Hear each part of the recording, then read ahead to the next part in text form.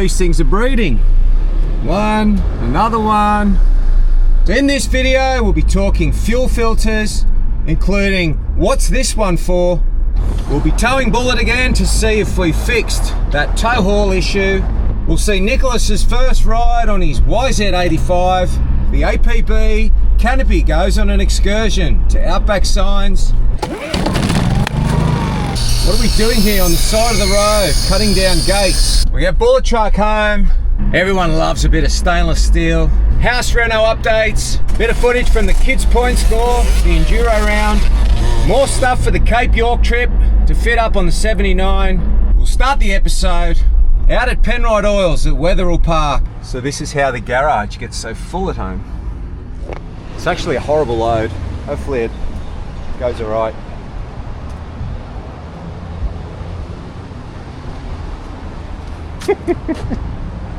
We're gonna go home and unload these tiles. Funny. We just left the transport company and the guy just assumed that this was a V8 and I said it's not the V8 and he said, oh, I've never seen a pipe that big on a 4cylinder. 1800 by 900 tiles. How would you like to be a tiler at my house? So the reason we stopped is because, look at it, it's a bit wonky. You just get a bit of air in the bags. So we're off to Penrite to pick up all the participants 4 litre oil if they make the 24 hours. These springs are good for 700 constant, but not over the one wheel only. Are you excited, Shell? The tiles are here. I'm excited. And that's her vanity. We'll unpack them at home and we'll put this towards our updates on the Reno. Have a look at that load. Look at these. I know, we're going to Penrite. Was that coincidental? Where's your hat? It is totally coincidental in the car. What a funny looking load. I couldn't even run my gates. By what? All right, off we go. So we've got the participants, 80, 90. We've got the hampers. We've got my order. We've got a lot of gear. All right, let's get out of here. Geez, I'm looking forward to using this pin and bush grease they've made up new. This is a new product from them. Remember the dramas we had in the Simpson Desert? Each day we're looking and trying to get the squeak away. First time through scrutineering.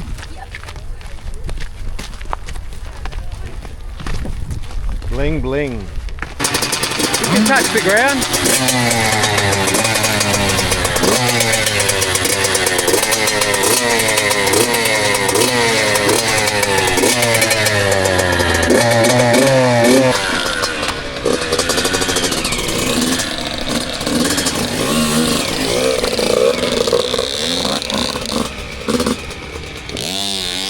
As he leaves the pit area, I tell him, take it easy on your first couple of laps.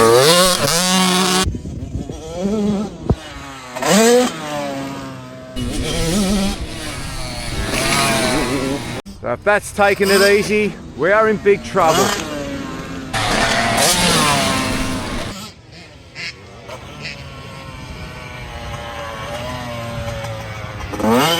Yeah, a bit more go than the 65, but it hasn't intimidated him though. And we've lowered it since, around 10 mil, just to give him a little bit more reach. New Penrite oil and a plug, and it's ready for the next ride.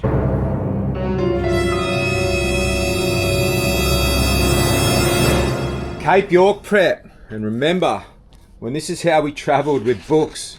So I've still got all the notes I took back in the early days. We'll take this book with us as a reference, but I'm sure there's stuff that we won't be able to see that we did. Got some Solus driving lights to put on. Picked up the harness. Hopefully it's just a plug and play. I've still got to work out if it's a negative switch on this particular one. I know the earlier 79 I had, it was. The other thing too, I can still change it, but we've picked up 2 spots. So I'm not sure. Maybe comment down below how you run your ARB Solus driving lights, whether you do a spread and a spot or 2 spots. Apparently with the 2 spots I can get up to 1400 meters of light. The other major thing we've got is we will not be bending our chassis. So PSR have sent down They're bracing plates. So we'll have a full install video of that. Whether or not we have to take the tray off or not is another question. So this is my third 79, and it's always been something in the back of my mind. The chassis weak when you do load them up. So you know, you get your GVM post or pre-rego, and you can carry oodles more weight. You don't have to do anything to your brakes or stiffen your chassis. Now I have seen some horror stories.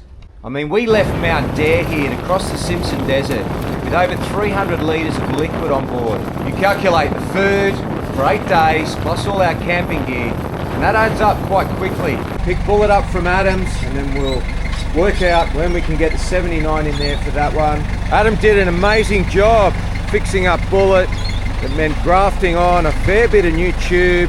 You got the screen back in and the body straight. Bish. Also too, the questions we had about the fuel filter and how it had that bottom tap on. So I've gone through all the filters that I had. They've all got the same part number, and this was the empty box that we got the one out of that had the tap at the bottom. None of the others have the tap at the bottom, and it's the same part number. So somebody did ask, what was the part number I got for that one that we pulled out of the box?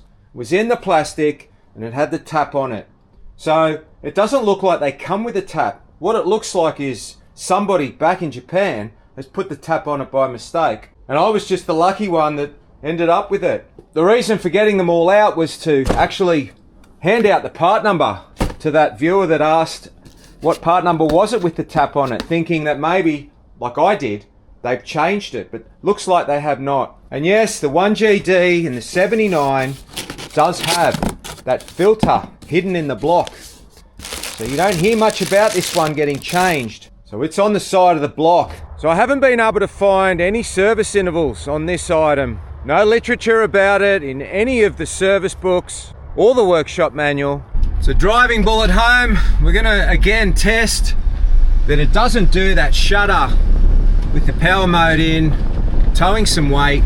So since we put the Torquit 3.5-inch exhaust system on it, I haven't been able to get it to do what it used to do, which a lot of people's vehicles are doing, and that's the shutter, where it gets caught when you're coming to that near stop, and somehow the 3.5-inch exhaust is doing something to the auto where it's gearing back sooner, so we're not getting caught in limbo land in the wrong gear.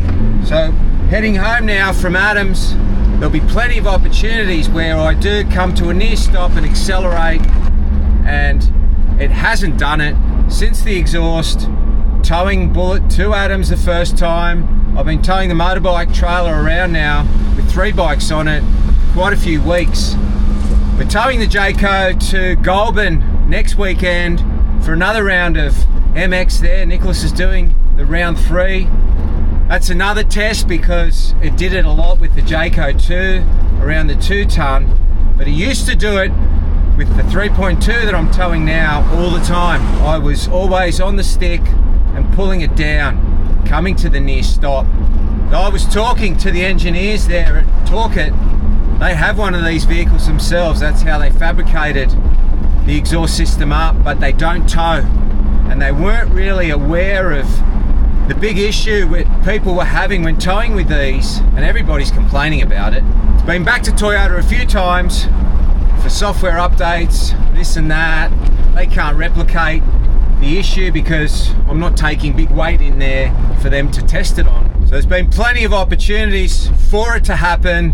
There were a lot of times we slowed down and took off, and it's just not doing it. So a problem that I had, and in addition that I wasn't looking to fix that problem because I would never have thought in my wildest dreams that the exhaust system would have made a difference to the gearbacks as it's done. Talk to the guys at Torquit if you're looking for an exhaust system, if you're towing. Tell them you've seen this video and that, you know, for me the problem's gone. Be good to see a few more of these kits out on the market where people are experiencing the problem that we were having earlier with the near stall sound and feel, because it's off-putting, that feeling, especially when you're towing and it's caught a lot of people out on their first tow. So it did that for us, but we were one of the first to have a registered one of these in Australia, in New South Wales. And so we hooked the Jayco up inside that first week, and I didn't know what the problem was. I thought, oh my God, I'm just going to stall. So Shell that day, she read in the workshop manual about towing in manual form, and then, you know, we worked out how to overcome the issue. So we've been driving all this right now in drive, but with the power haul mode on. So the hour drive home, and it didn't do it once. And it's just an amazing thing how it just fixed itself with the exhaust system. So we'll test it again next week when we take the Jayco and the motorbike down to Goulburn. Somebody say road trip. So we're taking the APB canopy out to Brad and Min at Outback Signs to get that cool artwork done for the Cape York trip. We'll load in the drop saw and then the generator, and off we go. So on the way out to Brad's, because I'm sure you're wondering, what was the generator and the drop saw for? We picked up some really cheap, in good condition too, gates. So the plan was to cut these ones back so that we can obviously open the canopy up, but there just happened to be some second-hand ones, yes, off of Mahindra, but they seem to be the same gate, same exact tray he had on it, and they just stuck the Mahindra sticker on it. There's no Toyota emblem like you would have on our ones. I'm going to put a bit of angle on the inside here, so I think a nice finish would be, you know, probably 5mm inside that, say 700. So we've got 380 to the center of the hinge, exactly the same. That's too easy.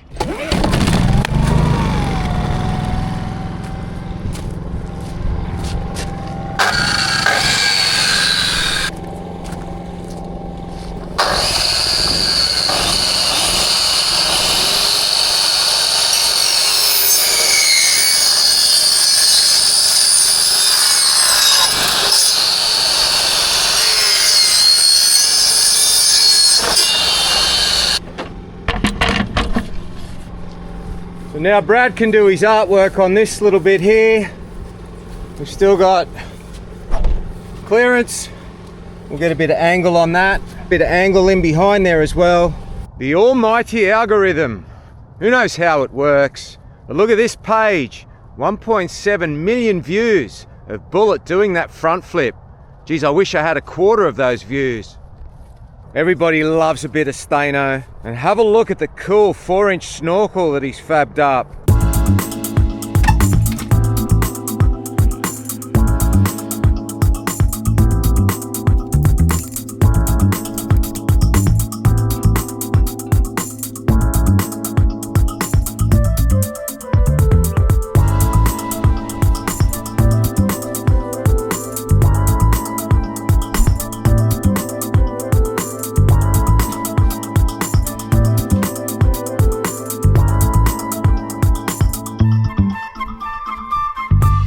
He's strengthened up the front hanger mounts, making it a little bit more rock proof now. There's still a fair bit to do on it. We've got it home, we can tinker away.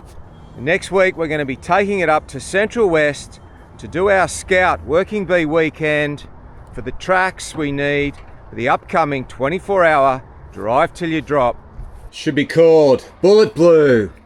So it's much taller now. I'll deal with fitting it into the garage another time. Don't get paint on that new glass.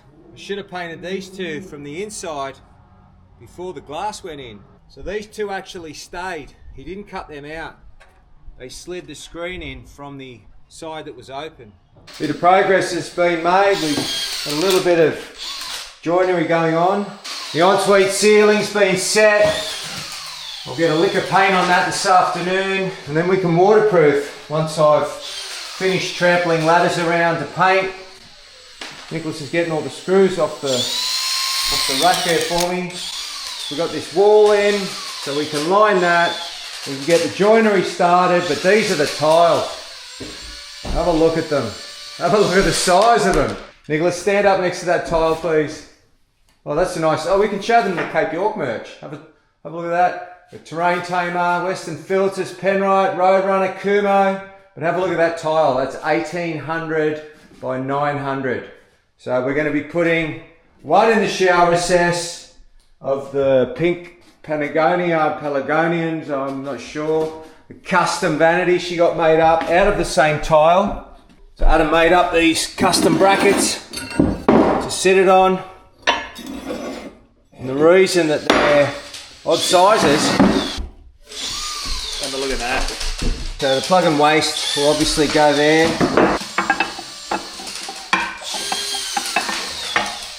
Yeah, so we've run out of conventional screws. Yeah, they're used for the gun. I haven't got the gun, so he's taken them off the rack. We'll come back a bit later when that sun from those windows isn't directly on that one, because that's my favourite tile, that one right there.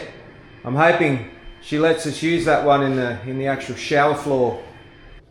And then they kind of pair up together sort of thing. So the pink Patagonia is going to go on the shower and then up the wall. And up the wall here, in line with the glass, that's going to be where that mark is. So that's all going to be the fancy tile. And then over on this side is going to be the plainer of the two. A job that's got to be done, not really my thing, unless it's blue.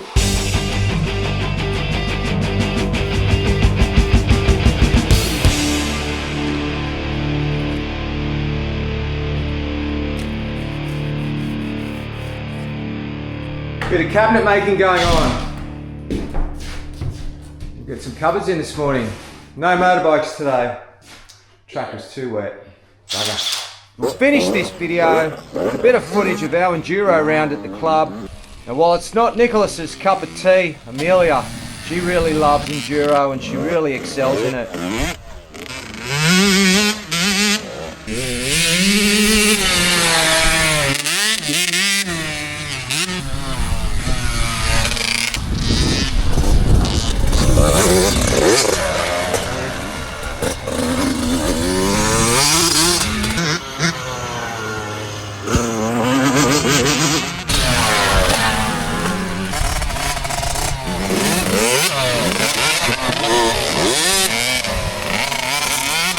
There was no presentation for this one. It'll be at the next club day, so we'll have those results for you in the upcoming episode. I hope you enjoyed this one, and as always, thanks for watching.